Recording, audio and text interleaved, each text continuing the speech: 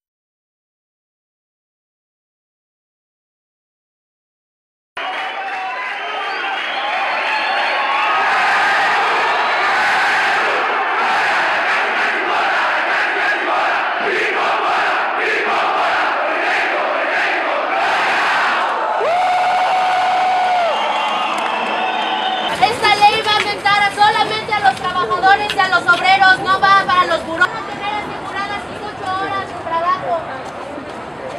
Por favor, defiendan a los que tienen que defender, no a los intereses particulares ni empresariales.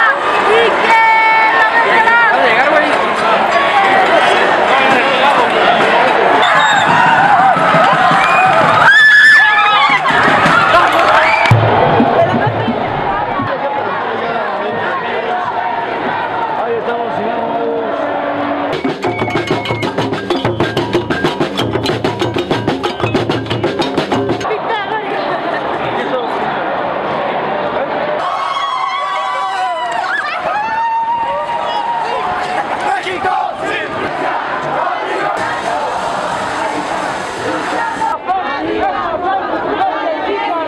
Procesión fúnebre de la democracia en México y a su presidente Peña Nieto.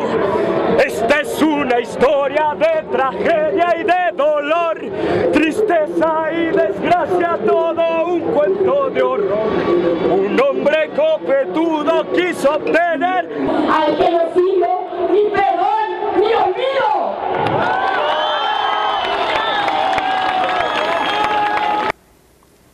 Hola, y bueno, estamos aquí en Todos Somos 132. Yo soy Berenice Fernández y mi compañero Alfredo Lecona.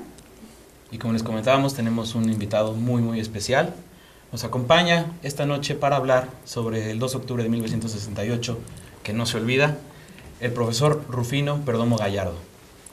El profesor Rufino Perdomo Gallardo es profesor de carrera en Historia en el CCH Sur. Tiene una trayectoria de 30 años como periodista. Ha sido cofundador de la revista Estrategia, de la revista En Marcha, de Nuestra América y actualmente de Correo del Sur. El profesor participó en un grupo político fundador de la Preparatoria Popular en 1967 y fue delegado del Consejo Nacional de Huelga por la Facultad de Filosofía y Letras, donde es egresado. Profesor, bienvenido. Muchas gracias. Bueno, profesor, hace un rato, antes de empezar este programa, teníamos una plática sobre cómo íbamos a empezar a hablar de tantas cosas que nos remiten al 2 de octubre de 1968 y nos decía que la mejor forma de iniciar es por el presente. ¿Qué nos puede decir? Por el presente tenemos que iniciar necesariamente comentando el surgimiento extraordinario de este movimiento de ustedes, el 132, que a mí me tiene particularmente entusiasmado de que ha habido una especie de paréntesis en estos últimos años de la participación de la juventud en México, y creo que en estos momentos lo que caracteriza a la situación actual de las movilizaciones políticas con punta de lanza de este proceso es justamente este movimiento Yo Soy 132. ¿Qué lo define? ¿En qué se funda su fuerza y su presencia de carácter ya nacional? Inclusive tengo entendido que hasta de repercusiones internacionales, pues que hay un movimiento mundial de la juventud, hay un renacimiento de la lucha política y de la participación de los jóvenes. que hay también un renacer del manejo de nuevas ideas y una ubicación que en aquel momento, en 68, nosotros no teníamos y a ustedes les sobra. El enemigo está perfectamente ubicado. ¿Quiénes son esos enemigos? ¿Quién es el enemigo? Pues el 1% que destacan los ocupa de Nueva York, en Wall Street. El 1% que es el dueño del capital y de la riqueza, los dueños del dinero. 400 familias en los Estados Unidos, dueños de casi el 40% del capital norteamericano, o la referencia de que 91.000 personas concentran más del 30% de la riqueza mundial. Y eso ustedes, todos los jóvenes hoy, lo ven en pantalla, en las computadoras, lo ven en la televisión, en los medios de prensa. El enemigo está ahí, pero vivito y coleando, y lo ven enfrente, y nosotros en aquella época no lo podíamos ver. Estaba un poco más discreto, eran más discretos los oligarcas, los políticos, profesionales, pero ahora es muy fácil ver, anda hasta reunido con Beatriz Paredes y con el jefe del departamento del Distrito Federal, Carlos Slim, se codean todos los días y los obispos andan ahí con el Slim. El enemigo está clarito, está a la mano. Ustedes lo tienen a la mano, nosotros lo teníamos medio escondido, camufleado, de tal modo que el movimiento 132 hoy refleja una gran fuerza que puede reproducirse también a escala en la medida en que vaya el movimiento también adquiriendo las formas organizativas propias que tiene que haber para que un movimiento espontáneo que se va extendiendo adquiera una cabeza que vaya desarrollando la lucha a otros niveles más avanzados, más profundos y que puedan dar también batallas más contundentes.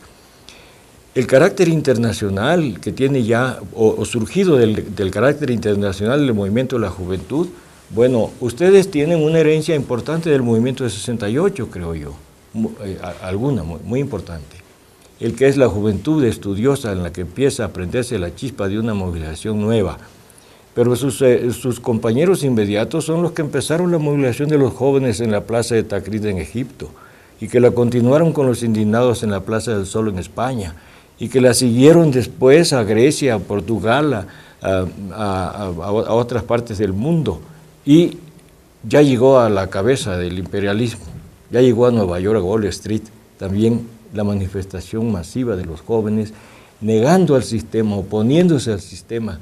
Somos el 99%, estamos contra el 1%. Ya tiene muy bien hasta cuantificado al enemigo. Y eso es excelente. Nosotros no teníamos cuantificado aquel enemigo que andaba escondiéndose en los centros financieros y que no aparecía, no daba la cabeza, no sacaba la cabeza. Y bueno, pues, por ejemplo, ¿nos podrías contar un poco de tu experiencia personal, tal vez, en lo que fue el movimiento estudiantil de 68?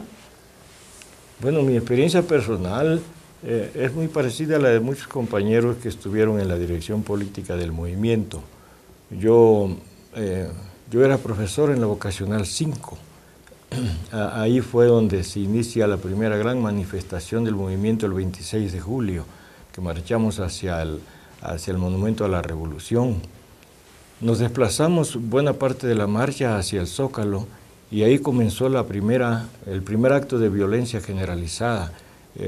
Ustedes empezaron con un diálogo y una discusión con Peña Nieto, un candidato ñoño del PRI, del nuevo PRI, pero nosotros empezamos una guerra con ladrillos y contra gases lacrimógenos en el Zócalo el 26 de julio.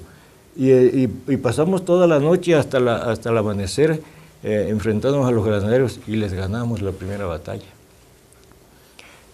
Yo viví esa experiencia con mis alumnos, y teníamos una edad casi similar.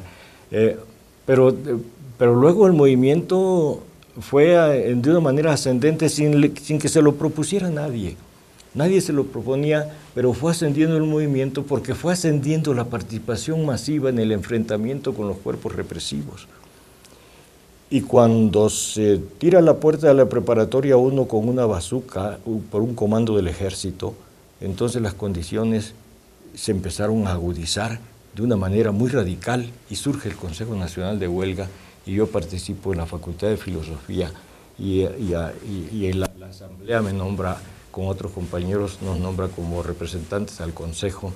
Nace el Consejo Nacional de Huelga y nace con un estallido de huelga general en defensa de la autonomía y por la violación de esta y la agresión militar que tuvimos ya contra este régimen represivo bárbaro, porque fue una represión de barbarie. La represión ahora tuvo también algunos elementos virtuales.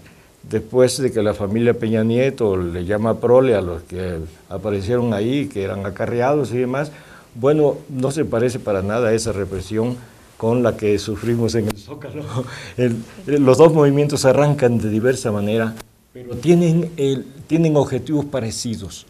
Porque ustedes al criticar a Peña Nieto, nosotros estábamos acá criticando a Díaz Ordaz. Estábamos enfrentándonos al sistema de tal modo que ustedes se enfrentan al sistema de una manera y nosotros nos enfrentamos de una manera distinta. Ambos, ahí sí, se mantiene la estructura casi impecable. Es esta cuestión sobre a quién atacar, ¿no? O sea, no es un atacar por atacar, desde luego. Hay una serie de demandas que en todo movimiento social son las más visibles. En nuestro caso empezamos por buscar la democratización de los medios de comunicación. A ustedes se les atacaba, se les atacó de una forma tremenda, ¿no? O sea, a pesar y aún después de la masacre del 2 de octubre, hubo un ataque descomunal a nivel de medios. En nuestro caso ha sido empezó a lo mejor de esa forma, con un ataque, obviamente con un matiz muchísimo más blando. No estábamos saliendo de una dinámica de represión inmediatamente, ni mucho menos, pero ahora los medios han optado ya ni siquiera por hablar mal de nosotros, ¿no? Sino por irnos desapareciendo del panorama. ¿Cómo se enfrentaron ustedes a esta situación mediática? El movimiento en 68 logró una estructura organizativa de niveles superiores, diría yo, de alto nivel. Las asambleas, en primer lugar, estalla la huelga en la UNAM, el Poli, Chapingo, la Universidad Pedagógica, la Universidad de Estudios de Pedagogía, la Universidad Oral, y se suma, después de constituir el Consejo Nacional de Huelga, la Ibero. Los últimos que fueron en aquella época, ahora son los primeros, ahora nace ahí un movimiento. Hasta el Evangelio está del lado de ustedes. En aquel momento el Evangelio no estuvo del lado de nosotros porque no nos abrieron la puerta de la iglesia en la plaza de Tlatelolco y pudieron haberse salvado muchas vidas. Bien, el movimiento entonces tiene ese rumbo de desarrollo de un proceso organizativo. Esa es una de las cuestiones importantes que hay que destacar. Pues bueno, vamos a un corte. Continuamos. Ahorita volvemos.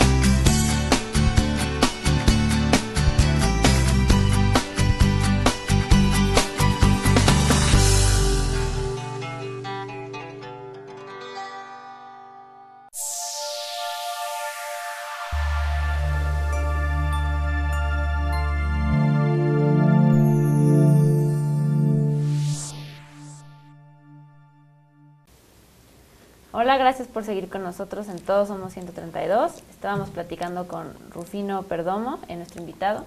Nos estaba contando cómo fue la respuesta mediática al movimiento del 68 y también, pues lo más importante, ¿no? La base organizativa que generaron. Entonces, profesor. Una de las banderas que levantábamos por las calles y las plazas en la ciudad era la bandera de prensa vendida y ataques y denuncias de la manipulación de la televisión, tanto la oficial como la privada, porque en aquella época había televisión pública. Era muy importante ese asunto porque nosotros estábamos siendo denigrados por los medios de comunicación. El único diario que nos publicaba a veces, que lo dirigía en aquel momento Scherer, era el Excelsior y publicaba cosas más o menos, pero el resto de la prensa estaba absolutamente en nuestra contra, y por ahí también andaba la revista Por qué y la revista Política, que existían en aquellos momentos, que publicaban cosas, pero se perdían porque eran de poca monta. Todos los medios estaban en nuestra contra, pero nuestra organización tuvo la capacidad de rebasarlos. ¿Cómo era esa organización? Cada asamblea en cada institución educativa tenía un poder ejecutivo que estaba compuesto por 2 o 4 delegados al Consejo Nacional de Huelga. Abajo de los dirigentes del Consejo Nacional de Huelga estaba el comité de lucha de cada facultad o escuela, que estaba organizado además con un grupo de dirigentes, de coordinadores de brigadas, de tal manera que esa pirámide, se tomaban las decisiones en el Consejo de Huelga, se llevaban a la asamblea, las tomaba el comité ejecutivo del comité de lucha, se reproducían las brigadas, se distribuían las ideas que se habían acordado, y toda la ciudad se enteraba de qué pasaba, qué quería el movimiento, para dónde íbamos. Pero eran miles de brigadas, de 5 a 15 compañeros que andaban en las plazas, en los autobuses, en los mercados, en las calles, repartiendo volantes, y cientos de mimeógrafos que no paraban las 24 horas del día elaborando volantes y propaganda política, y además las brigadas que pintaban bardas en las calles, lo cual era un trabajo, una actividad política muy riesgosa. Llegaron a morir compañeros porque pasaban las patrullas de la policía y ametrallaban a los jóvenes que andaban haciendo una pinta. Ahora parece ser que no han tenido ustedes bajas en ese terreno. Se pueden hacer pintas con cierta facilidad. Ustedes no han tenido tampoco la agresión policíaca directa. El 29 de julio, 3 días después de que arranque el movimiento, tuvimos el primer muerto. Ustedes no han tenido ninguno. Entonces, ahí hay muchas diferencias, pero la represión está todavía, y nosotros logramos parar a los medios, parar el avance mediático, la ofensiva mediática, porque fue una movilización masiva de decenas de miles de compañeros que andaban haciendo la contrapropaganda, la contrainformación frente a los medios. Pero eso se logró justamente porque se dio esa estructura. Nadie la diseñó, tenía ciertas diferencias de una institución a otra. Los del Politécnico tenían comités de lucha al parecer más numerosos que los que teníamos acá, pero teníamos también un centro de abastecimiento financiero que reproducía la vida del movimiento en cada una de las facultades y escuelas. Todos los días llegaban decenas de botes de colaboración que venían sellados y que miles de compañeros andaban en las calles, y nos llegaba teníamos una situación financiera bastante holgada, ¿no? Porque el pueblo colaboraba con nosotros y no teníamos necesidad de pedir prestado como nos sacaban en la propaganda oficial, que estábamos financiados por la CIA y por el comunismo internacional. Acá no llegó una sola moneda del oro de Moscú, todo eran las monedas que entregaba la gente del pueblo en los mercados y en las calles. Esa organización, creo yo, que todavía no está lograda, no está conquistada. Ustedes tienen una conquista por delante, la organización del movimiento, darle forma organizativa al movimiento, para que pueda tener una directriz centralizada, que no se permita entrar en contradicciones entre una directriz y otra, tiene que ser distinta, no puede ser como la de nosotros. Nosotros estábamos en huelga, ustedes no. Nosotros estábamos con las asambleas abiertas de las instituciones, ustedes no. Nosotros estábamos ya atrayendo a las fuerzas populares. Después de la manifestación del silencio nos dimos cuenta que nos estaban acompañando gentes del pueblo, vendedores ambulantes, ferrocarrileros, electricistas. Probablemente por eso tomaron la ciudad universitaria, por el ejército, porque ya estábamos atrayendo a la población. Y nosotros no lo previmos. Ustedes tienen ya la posibilidad de preverlo. ¿Cuándo hay que radicalizar la lucha? Hasta que no se tenga una organización. Antes no. Antes sería tal vez una aventura y podían fracasar los que radicalicen esa lucha. Radicalizar significa no escoger la línea de la violencia que antes no estaba presente. No, radicalizar significa dar una lucha con mayor eficacia entre la gente y con la gente. Eso es lo importante. Ahí está la radicalización. Nuestra organización surgió como producto de la represión. La de ustedes está surgiendo como producto del debate.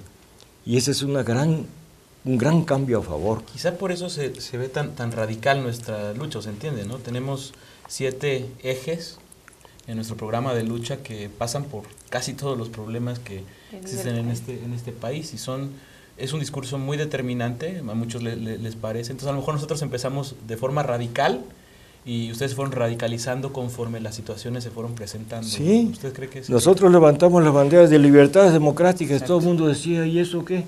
¿Con qué se come? Sí. Pero ustedes levantan la bandera de democratizar los medios de comunicación. Eso sí se sabe, todo el mundo sabe con qué se come. Entonces tienen ustedes banderas más concretas, más puntuales. Por lo tanto, nos llevan allí una gran ventaja, ¿no?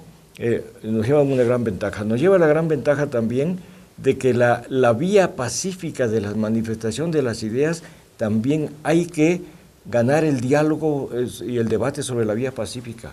Nosotros teníamos como bandera en el nacimiento el diálogo público, fíjense ustedes, pero el diálogo público nos respondieron con las armas y la represión y entonces fuimos radicalizando nuestras banderas durante el proceso.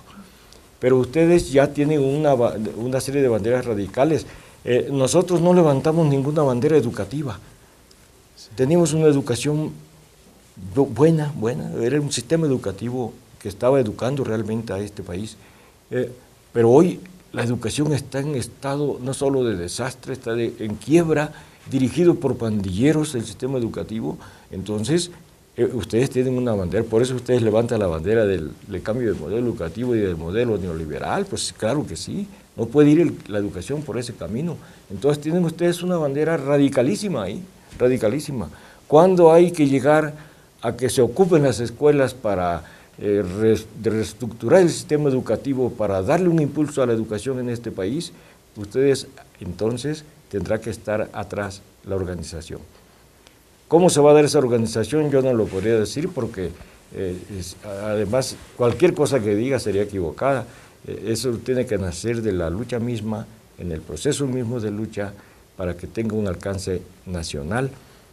Ahora ustedes tienen también otra ventaja. Las formas y sistemas de comunicación son rapidísimos.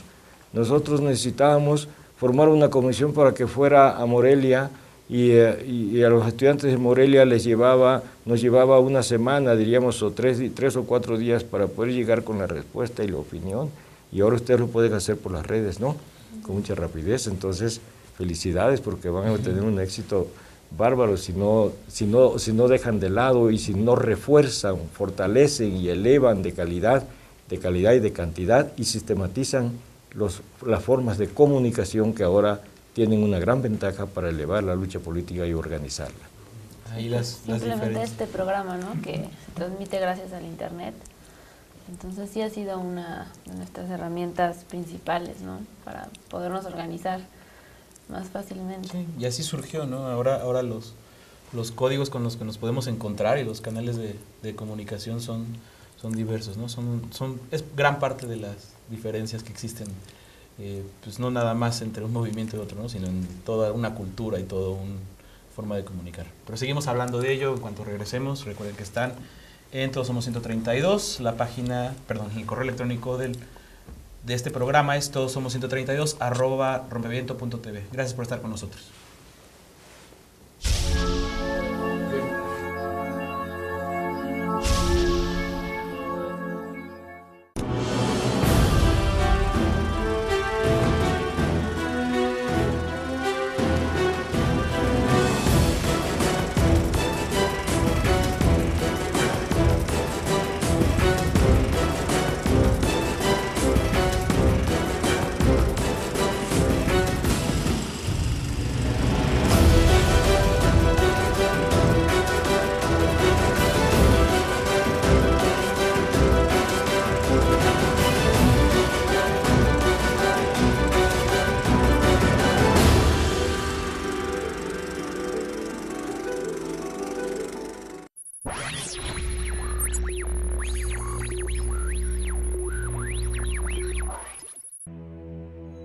Sabemos que están allá afuera, podemos sentirlos. Sabemos que allá arriba tienen miedo a que la gente se informe, temen al cambio. No conocemos el futuro, no hemos venido a decirles cómo acabará esto. Hemos venido a decirles cómo va a comenzar. Cuando termine esta señal, podremos ver lo que allá arriba han callado. Les mostraremos un medio sin nexos con los poderes fácticos. Un medio de comunicación crítico e independiente. ¿A dónde vamos? Es una elección que podemos construir juntos.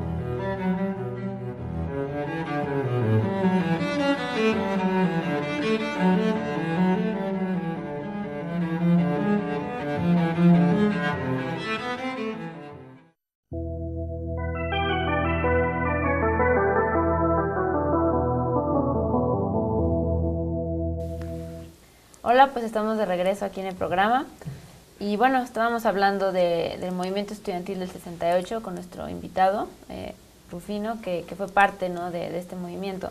Y pues queríamos comentar lo que sucedió ayer, ¿no? 2 de octubre, bueno, como escuelas nos organizamos y hubo un paro estudiantil de un día, pero sí, la verdad es que tuvo muchísima repercusión, ¿no?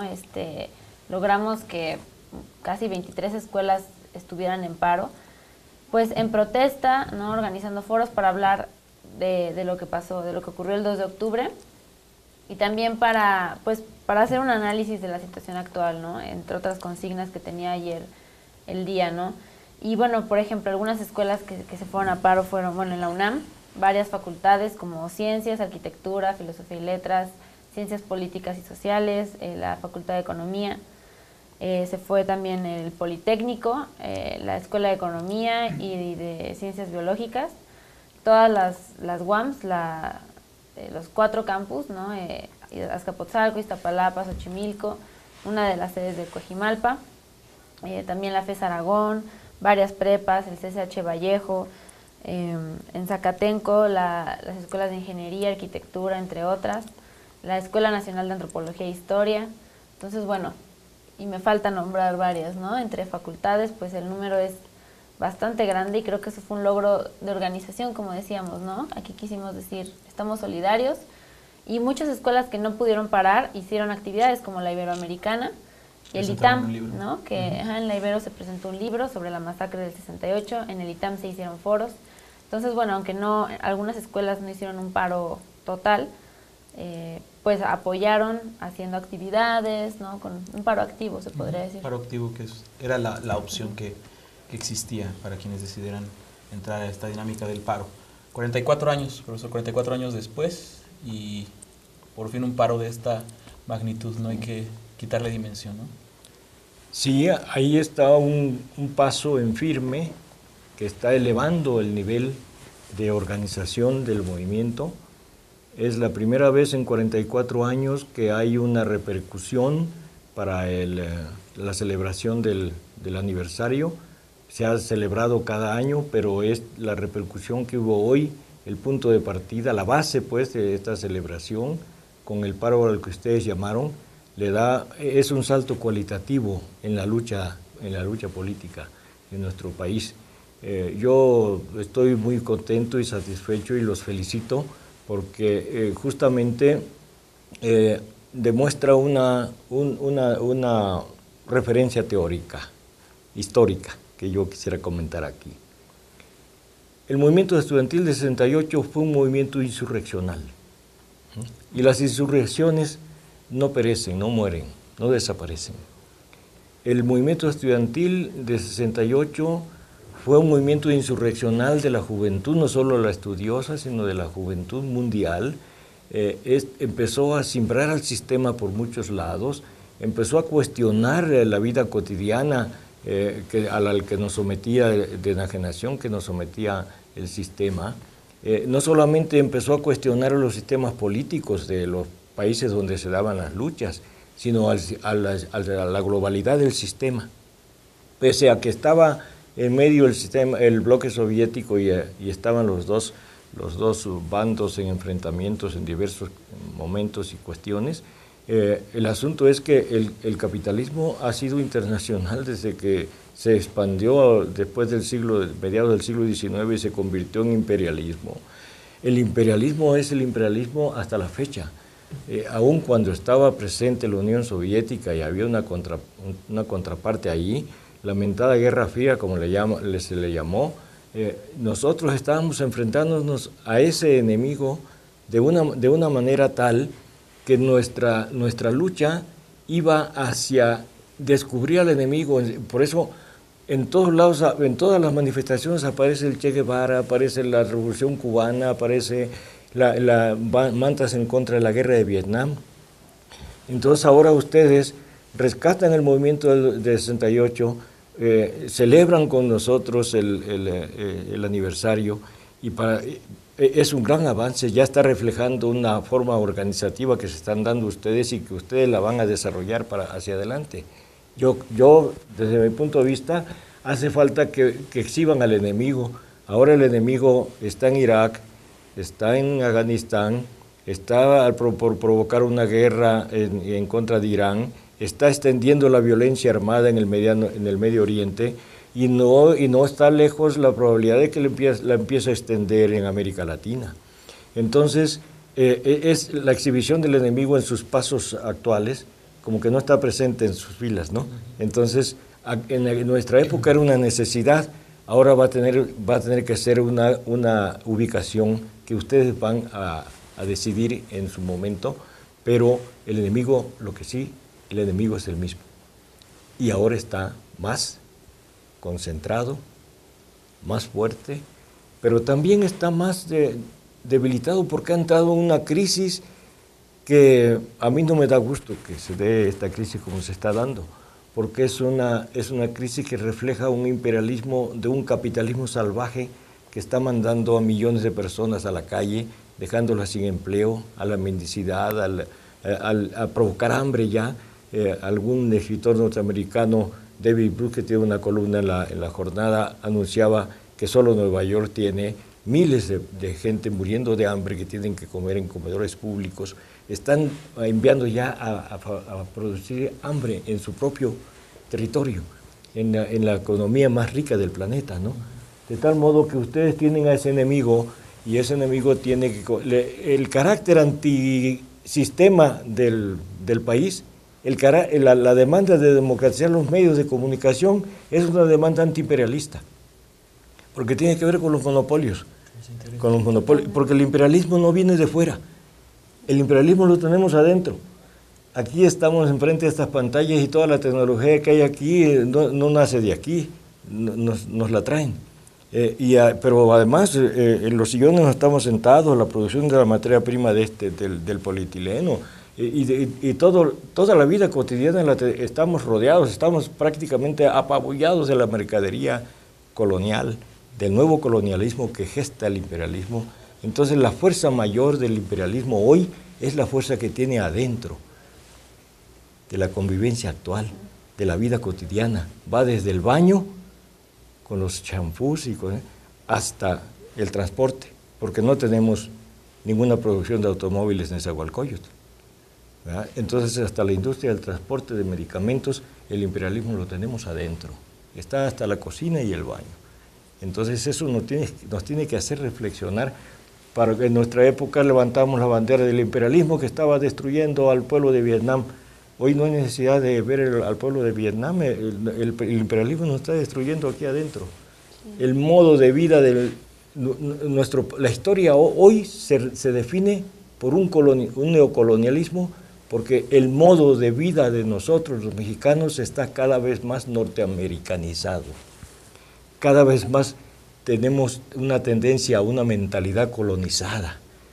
Tan es así que en lugar de que sea curricular, por ejemplo, la enseñanza de los idiomas, además del español, es curricular el inglés, no el náhuatl. Nuestra tendencia es la colonización hacia la cultura y la enseñanza y no la liberación. Nuestra educación no se mide por procesos libertarios, se mide por procesos de sometimiento. Nuestra educación no se mide por procesos de independencia. Parece que estuviéramos regidos en la realidad por la independencia que consumó Iturbide y no por la del grito del 16 de septiembre, aunque las dos se consumaron el mismo mes, en distintas fechas y en distintos años, pues. Pero es la de Iturbide la que priva, no la de Morelos. Los sentimientos de la nación no están presentes en la reforma laboral, porque Calderón llegó a decir que estaba presente ahí el espíritu de Morelos. Dios, ¿cuál espíritu de Morelos está presente ahí? Los sentimientos de la nación son todavía vigentes, lamentablemente son todavía vigentes. Digo lamentablemente porque estamos en una nación más avanzada, en un proceso productivo más avanzado.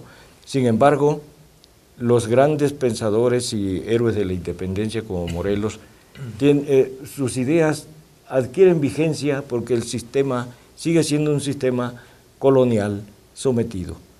No hemos dejado de ser colonia desde que empezó a organizar la colonia España. Seguimos siendo colonia. No hemos sido nunca un país soberano. Fuimos por unos momentos cuando Juárez expulsó a los franceses y fusiló a Maximiliano. Pero si hubiera fusilado a todos los conservadores, pues el país se queda sin gente que sabía leer y escribir, porque no llegaban a 10,000 los que sabían leer y escribir en el país, un país de 11 millones de habitantes. Entonces, hemos sido una colonia, sometidos como colonia desde que nos volvió colonia España hasta el momento que somos colonia de los Estados Unidos. Somos un país económica, social, política, cultural e incluso hasta artísticamente en muchos sentidos colonizado. ¿Cómo se media con esto? O sea, cuando es determinante dinámica global, en esta globalización donde también podemos hacer uso provechoso de las herramientas que se nos brindan. O sea, ¿cómo podemos avanzar por el medio? De regresar a todas estas cuestiones nacionales y también combatir o hacer lucha a lo que puede ser una amenaza de todos estos factores externos. Bueno, nosotros no teníamos una demanda abiertamente de lucha por la paz, pero yo creo que es una demanda muy legítima en estos momentos. En estos momentos está mucho más en peligro después de la Guerra Fría, está más presente, mucho más presente y a la vista un peligro de una guerra nuclear. Yo creo que y está más a la mano porque el peligro principal de una guerra nuclear en el Medio Oriente, que puede comenzar ahí, no es la posibilidad de que Irán tenga bomba atómica, es la posibilidad de que Israel ya las tiene, ¿no? Y es un brazo armado de los Estados Unidos en el Medio Oriente. Por lo tanto, es una bandera más que muy importante para darle una globalización a esa lucha. Para que la lucha se universalice hay que mexicanizar los principios universales de la lucha política. Sí. Y pues bueno, ¿no? Por ejemplo, curioso que también el 132, desde la primera asamblea en la Facultad de Arquitectura nos nombramos antineoliberales, ¿no? Fue uno de los primeros principios, ¿no? del movimiento, estar en contra del sistema neoliberal que creemos permea todos los ámbitos, ¿no? En realidad los 7 ejes de lucha, todos pasan por el sistema neoliberal económico, finalmente, ¿no? La educación, los medios. Entonces, pues sí, está difícil, pero pues sí habrá que ver cómo cambiar eso, ¿no? Y pues no sé, por ejemplo, ahorita con la reforma laboral se ha visto la unión también de otros sectores, ¿no? Sindicatos, trabajadores, con el movimiento. También, bueno, desde la Convención Nacional contra la Imposición fue un primer acercamiento que el movimiento 132, que había sido muy estudiantil al principio, se empezó a solidarizar con otros movimientos. Entonces, por ejemplo, ahí, ¿qué consejo o comentario en la unión con otros movimientos para también no confundirnos y no perder tampoco nuestra lucha? Bueno, es muy difícil aquí dar consejos, pero mi opinión es simplemente que ustedes tengan capacidad, que el movimiento organice una capacidad para atender y reconocer y destacar y rescatar, más bien dicho, rescatar las experiencias anteriores. Una gran experiencia es que el movimiento sí es capaz, un movimiento estudiantil, incluso por reformas educativas como el francés, fue capaz de levantar huelgas obreras y que se sumaran empresas por millones de trabajadores que llamados por los estudiantes lograron huelgas. Ustedes lo podrán lograr seguramente.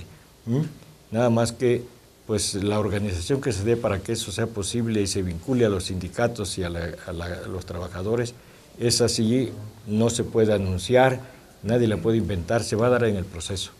Siempre manteniendo autonomía intelectual, ¿no? Sobre otros factores externos. Bueno, vamos a un corte y seguimos platicando con el profesor Rufino Perdomo Gallardo.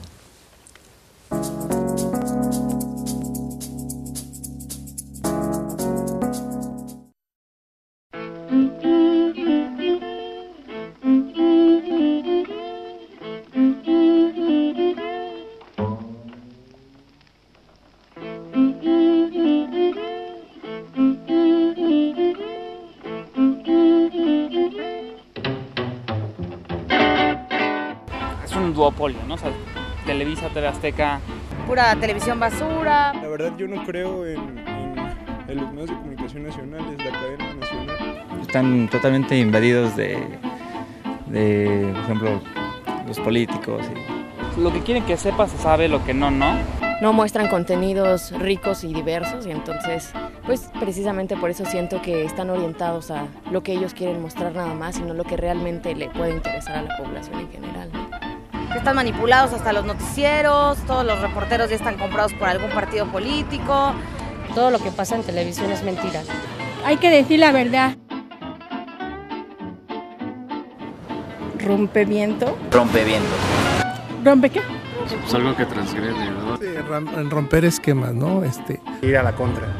No sé, ir a la contra del viento, de la corriente. Pues es que hay muchos significados, ¿no? Puede ser pues, rompevientos, pues... Es aire en movimiento. Pues algo que corta el aire, ¿no? A ver. Explíqueme. Rompeviento, pues es alguna pared, alguna cosa así, pues ¿qué será?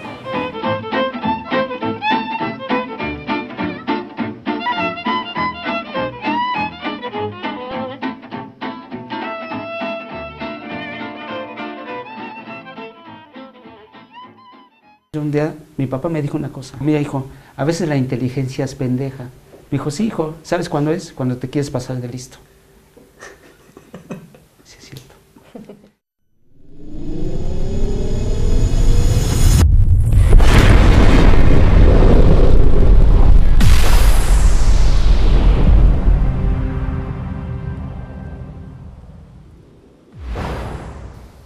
Gracias por seguir en sintonía con nosotros. Les recordamos que estamos platicando con el profesor Rufino Perdomo, quien agradecemos mucho su presencia.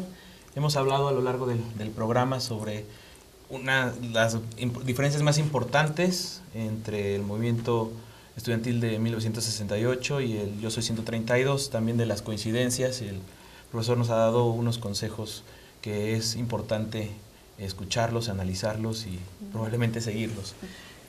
Profesor, ya para ir aterrizando en la experiencia que después de 1968, después de un sistema organizativo que ustedes tenían para actuar y para reclamar, para buscar al enemigo, como usted lo ha mencionado, y algo que cambió contundentemente el rumbo de su movilización, que fue esa represión del 2 de octubre.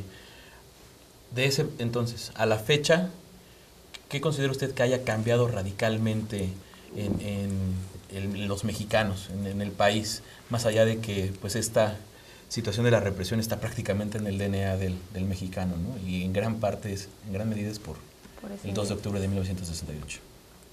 Bueno, el 2 de octubre fue un acontecimiento de carácter genocida, fue un acto represivo, brutal, fue un acto del Estado en contra de esta fuerza movilizada de los jóvenes, pero ese acto no nos derrotó. El movimiento, yo creo que es importantísimo que se subraye aquí en este encuentro que el movimiento estudiantil de 68, lo que demuestra 44 años después, es que no fue derrotado, que los derrotados fueron ellos. Los masacradores y los agresores fueron los derrotados. Nos costó mucho, fue muy doloroso y fue muy doloroso el triunfo, pero el movimiento estudiantil fue un triunfo, fue un gran triunfo de la historia en nuestro país. Tan es así que a través de él se han modificado sustancialmente muchos aspectos de la vida nacional. Por ejemplo, se abrió la lucha de partidos políticos después de 68 y casi todos los compañeros que participamos en 68 nos vinculamos a organismos sociales y políticos y partidarios. Se abrió, porque en aquella época nomás estaban los partidos paleros, el PAN y el PPS, y el PAN que colaboraba con el PRI para captar a los demás. De otro lado estaba el Partido Comunista, que vivía en la clandestinidad, no estaba registrado, no tenía derecho a participar en política, lo tenía el sistema reprimido y arrinconado. El 68 dio una apertura a la participación de los partidos políticos, de las organizaciones de barrio, de las organizaciones populares, de las ONG, que les llaman, como les llaman hoy, ¿no? Son nuevas. Bueno, eso fue producto de la lucha, porque nuestra lucha era por un pluralismo de ideas, por una libertad de las ideas y democratización de la vida nacional. Entonces, esto nos demuestra que hubo un gran triunfo. Yo mismo fui parte de proyectos de literatura política de izquierda, de revistas que difundían el socialismo por todos lados. Empezaron las librerías a abrirse a los libros de marxismo. Antes de 68 andábamos escondidos, así con unas capas como los anarquistas que van a poner una bomba, ¿no? Que andan todos cubiertos, para ir a comprar un libro de izquierda, ¿no? Un libro de marxismo. No existían las librerías que exhibieran libros de marxismo, y después de 68 se multiplicaron. Entonces, había un desarrollo, el movimiento contribuyó a un desarrollo del cambio de mentalidades y de la formación de una nueva inteligencia que, como lo plantea Gramsci, el paquete, el bloque de la inteligencia de la sociedad, que va a enrumpar, que va a coordinar, que va a guiar los cambios de la sociedad, ¿no? Esa inteligencia creció ampliamente después del movimiento de 68, nunca visto. Solamente teníamos 2 revistas de izquierda y una que era la de Por qué, pero que era un poco agresiva, la de Por qué. Pero teníamos la revista política y la revista Historia y Sociedad del Partido Comunista, que era el vocero del Partido Comunista. Y después de 68 surgieron cientos de publicaciones de izquierda, de tal modo que eso es una contribución que hizo el movimiento. También el movimiento zapatista de liberación nacional, todos los dirigentes son salidos de las filas del 68, ¿no? Entonces, la nueva mentalidad, el nuevo cambio de rumbo y la nueva inteligencia que se está formando es producto de las grandes conquistas del 68, que no fue, repito, derrotado. Está contribuyendo hoy y creo que lo está haciendo junto con ustedes, porque ustedes están alimentándose de esas experiencias de mediano plazo y de las de corto plazo que traen de los Ocupa de Nueva York, de Wall Street, de los de la Plaza del Sol de España, que es la herencia y la compaginación inmediata que tienen ustedes. Nosotros tenemos hasta la herencia, hasta el compartimiento de las ideas que teníamos con los jóvenes que se rebelaron contra la burocracia soviética en Varsovia y en Praga. Nosotros no teníamos como enemigos a los partidos políticos, pero ustedes ahora sí tienen muchos enemigos, porque estas agencias de colocación no solamente lo son así, en lugar de que sean la representación del pueblo, están contra el pueblo. Surge una lucha e inmediatamente los partidos empiezan a deslindarse de que ellos no tienen nada que ver con esa lucha. Así como surgió la lucha de Atenco, inmediatamente dijeron los partidos, nosotros no. Surgen ustedes y dijeron los partidos, nosotros no. Entonces los partidos no están siendo representantes de la voluntad popular, ni salen de la base de esa voluntad popular, no son la guía y el consejo de esa voluntad popular, no están representando no solo los intereses del pueblo, mucho menos las necesidades del pueblo. De tal modo que ahí van a tener ustedes una monserga a la que hay que enfrentarse, porque a algunos los van a querer cooptar, a otros los van a querer mediatizar, a otros los van a querer confundir y por supuesto a todos ignorarlos. Porque eso es lo que han estado haciendo los partidos políticos, prácticamente ignorar al pueblo y hacer la vida cada vez más cerrada en sus feudos de grupos de poder y repartiéndose el pastel con el enemigo principal que ustedes están exhibiendo, ya que es el sistema político mexicano apoyado en los monopolios y en la oligarquía. Gran punto, ¿no? Y es ¿qué siente usted al ver las imágenes de ayer? ¿Estuvo usted ayer presente en el Zócalo? No, hace varios años que no voy a marchar porque tengo un problema neuropático y no puedo caminar distancias que me puedan provocar un problema. Pero vio las imágenes. Sí, desde luego. ¿Qué siente usted? Porque luego como que muchas personas comentaban en el Zócalo, ¿no? Y ¿por qué tantas luchas, por qué tantas demandas que no tienen nada que ver con el 2 de octubre de 1968, ¿no? Y pues lo que sí podemos distinguir es que tan emblemático, tan importante ha sido esa fecha. Del mismo modo, fíjate, del mismo modo que no tenía nada que ver que nosotros levantáramos como demanda las banderas de los muchachos de Francia, del Mayo francés, como prohibir. Nosotros las traíamos en las pancartas en 68. Hoy ustedes pueden levantar también la demanda del movimiento de Mayo, prohibir. El secretario de Economía acaba de divulgar un documento que ya se hizo público y yo lo mencioné ayer en una conferencia sobre el 68, donde se prohíben 352 palabras. Comenzando por la palabra socialismo y socialdemocracia, porque se les llama como palabras insolutas y humillantes. Y también están prohibidos Bin Laden, Hitler. Pues yo no sé por qué no prohíben la palabra Felipe Calderón, ahí no sé, pero el asunto es que están anunciando la prohibición de palabras. Entonces una demanda no solo del 68, tan vieja como la del movimiento francés, digo tan vieja porque nos viene de lejos, ¿no? Y se avejenta las ideas como llegan. Después de que traspasan el Atlántico se ponen viejas las ideas, pero está vigente, prohibido prohibir, es como para ponerlos en las pancartas. No hay que asombrarse de que las demandas no correspondan a las necesidades inmediatas. Libertades democráticas, que era nuestro eslogan, ¿para qué servía eso? Bueno, la gente reaccionó, pese a lo general de la demanda, de la bandera, reaccionó sumándose masivamente a nuestro movimiento, solidariamente al movimiento, porque estaba sintiendo a lo largo de la historia, en su vida cotidiana, que el sistema político no permitía libertades, que era represivo, opresivo, enajenante, prepotente. Libertades democráticas era una bandera que parecía inocua, parecía sin importancia. Así lo que ustedes plantean, democratizar los medios de comunicación, van a ver ustedes cuánta gente se va a radicalizar en torno a ustedes. Pues prohibido prohibir y prohibido olvidar. Claro. ¿No? Creo que esa Además, es la reflexión que siempre tenemos que hacer en el marco de un aniversario más tan importante. Sí. Pues profesor, muchísimas gracias por haber estado con nosotros. Creo que también habló en y yo agradecido de la invitación, estar con ustedes, con la generación que nos está reemplazando. No, fue un gusto tenerlo con nosotros.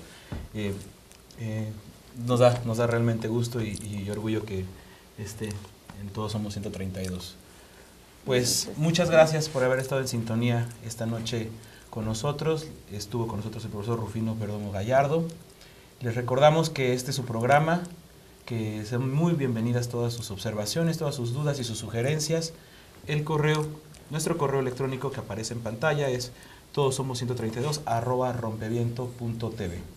Esto es Rompeviento, televisión por internet. Yo soy Berenice Fernández. Yo soy Alfredo Lecona Martínez y recuerden que si ardemos juntos todos somos 132. Muchas gracias.